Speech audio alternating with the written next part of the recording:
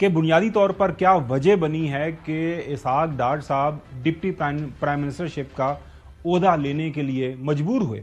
ان کو مجبور کیا گیا یا پھر انہوں نے خوشی خوشی یہ عہدہ لیا ہے؟ کیونکہ پاکستان کا جو آئین ہے ناظرین وہ اس بارے میں خاموش ہے. آئین کے اندر ڈپٹی پرائم منسٹر کا عہدہ بالکل اس کی کہیں پہ کوئی ہمیں نظیر نہیں ملتی کہ ایک ڈپٹی پرائم منسٹر بھی جو آئین پاکستان ہے 1973 کا اس کے مطابق ہونا چاہیے.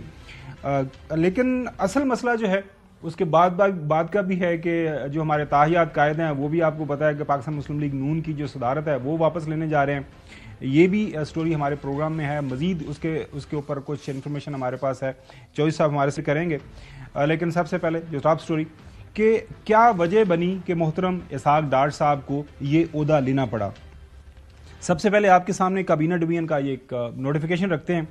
نوٹیفیکیشن کے اندر بڑا واضح طور پر یہ بتایا گیا ہے کہ the Prime Minister has been pleased to designate Mr. Mohammad Ishaq Dar, Federal Minister for Foreign Affairs, as Deputy Prime Minister with immediate effect and until further orders.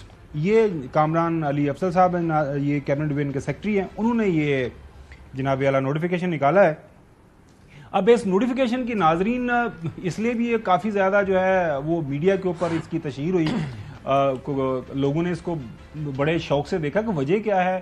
Prime minister صاحب بھی ملک سے باہر ہیں, سعودی عربیہ کے اندر ورلڈ اکنامک فورم وہاں پہ meeting چل رہی ہے, وہاں موجود ہیں. اسحاق ڈار صاحب بھی وہاں پہ موجود ہیں.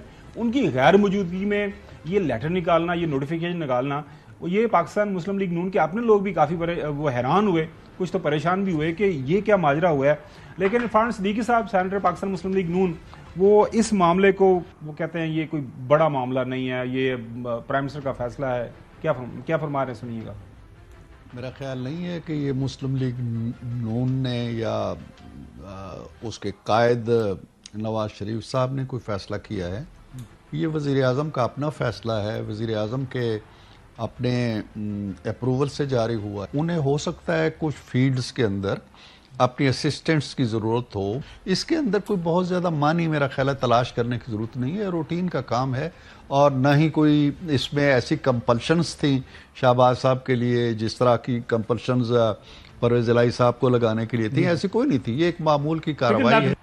ناظرین وہ پنجاب کے اندر ایک وہ محاورہ بولا جاتا ہے کہ یانا گل کرے تھے سیانا قیاس.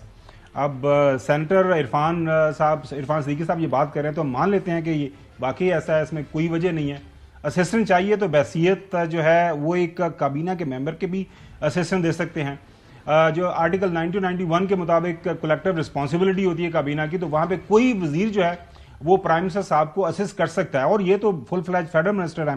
اس کے بعد رانا صلاح اللہ صاحب ایک پروگرام کے اندر بیٹھے ہوئے تھے, جب ان کو بتایا گیا جناب اعلیٰ وہ ڈار صاحب تھوڑے ڈپٹی پرائم منسٹر بن گئے, انہوں نے کہا اچھا ہیں کی گیا, دوبارہ ذرا دسو. یہ بات میرے علم میں تو نہیں ہے, یہ کہاں سے خبر آئی ہے؟ جی نوٹیفائی ہو گیا سر, شہباز شریف صاحب نے انہیں ڈیپٹی پرائم منسٹر نوٹیفائی کر دیا. میرا خیال ہے کہ صرف ان کی عزت افزائی کے لیے ایسا کیا ہوگا, باقی اس سے کوئی فرق نہیں پڑتا. Prime minister is the prime minister. بات تو وہ صحیح کہہ رہے ہیں کہ ان کی عزت افزائی کے لیے شاید یہ نوٹیفیکیشن نکالا گیا ہے. پرائم منسٹر پرائم منسٹر اور اختیارات پرائم منسٹر کے پاس ہیں, لیکن ناظرین پرائم منسٹر کے جو اختیارات ہیں وہ بھی کابینہ کے جو ہے ماتحت ہیں. پرائم منسٹر اکیلے وہ بھی فیصلہ نہیں کر سکتے. لہٰذا اب یہ کیا وجہ بن رہی ہے پاکستان مسلم لیگ نون کو کہ انہوں نے یہ کام کیا. سلمان اکرم رائے صاحب ظاہر ہے ایک کانسٹیٹیوشنل لائر ہیں, ایکسپرٹ ہیں, اور آج کل پاکستان تحریک انصاف سے ان کا تعلق ہے. ان کے سامنے یہ سوال رکھا گیا تو انہوں نے اس کی مزید جو ہے تشریح کر دی. کہ کوئی اختیارات نہیں ہے جی, یہ صرف ایک نمائشی قسم کا ایک لیبل ہے جو آپ کسی کو دے دیں, اس کی عزت تکریم میں اضافہ اگر ہوتا ہے اس سے تو ہو جائے, لیکن اس کا آئین اور قانون میں کوئی وجود نہیں ہے. نہ اس لیبل کے اس عنوان کے دے دینے سے ان کے کوئی اختیارات میں اضافہ ہوگا. بس ایک نمائشی سا ایک لیبل ہے, کسی انا کی تسکین کے لیے دیا گیا ہے یا کوئی اور وجہ ہے مجھے نہیں پتا, لیکن اس کا کوئی آئینی یا قانونی جواز نہیں ہے. ناظرین زیادہ لوگوں کا یہی خیال ہے کہ یہ ایک کاسمیٹک ایک سیریمونیل پوزیشن ہے, ضرورت نہیں تھی لیکن انہوں نے لے لی, اور اس کو چیلنج بھی کیا جا سکتا ہے, یہ بھی راجہ صاحب نے بتایا. اس کو آئینی طور پہ کیا قانونی طور پہ چیلنج کیا جا سکتا ہے؟ کہ کوئی کرنا چاہے تو کر سکتا ہے، کیونکہ قانون یہی ہے کہ جس چیز کا اختیار قانون نے نہیں دیا وہ آپ نہیں کر سکتے۔ اگر قانون نے ایک عہدہ قائم ہی نہیں کیا، قانون میں ایک عہدے کا وجود ہی نہیں ہے، تو آپ نے اس عہدے پہ کیسے کسی کو تعینات کیا؟ لیکن یہ ایک معمولی سی بات ہے، اس سے کوئی بڑا اثر کسی بھی چیز پہ نہیں پڑتا، اور واقعی کوئی بڑا اثر اس کا نہیں پڑتا۔ عرفان قادر صاحب اسی پروگرام کے اندر شامل تھے، جب ان کے سامنے یہ سوال رکھا گیا تو انہوں نے ایک مختلف اس کی تشریح کی۔ یہ بھی ایگزیکٹو کا اختیار ہے، اور ایگزیکٹو کا اختیار ان معاملات میں جہاں کوئی ممانعت نہیں ہے وہ کافی ان کے اختیارات ہوتے ہیں، اور وہ یہ اس طرح کی پوزیشن جو ہے وہ کنفر کی جا سکتی ہے کسی پہ بھی، اور یہ ایک نامن کلیچر ہے ڈپٹی پرائم منسٹر کا، جس سے کہ ایک امپریشن ملتا ہے کہ بھی پرائم منسٹر کے بعد جو سب سے سینئر وزیر ہوں گے وہ یہ ہوں گے۔ ناظرین، آپ کو ماضی میں لے کے جاتے ہیں۔ 25 جون 2012 کاف لیگ کا اتحاد تھا جو ہے پاکستان پیپلز پارٹی کے ساتھ۔ آپ کو یاد ہوگا پہلے نون لیگ شامل ہوئی تھی، نون لیگ علیحدہ ہو گئی تھی، پھر کاف لیگ شامل ہو گئی تھی۔ کاف لیگ کی طرف سے جو ایک ڈیمانڈ تھی کہ ہمارے جو سینئر منسٹر ہیں چودھری پرویز الہی صاحب، ان کو ڈپٹی پرائم منسٹر کا عہدہ دے دیا جائے۔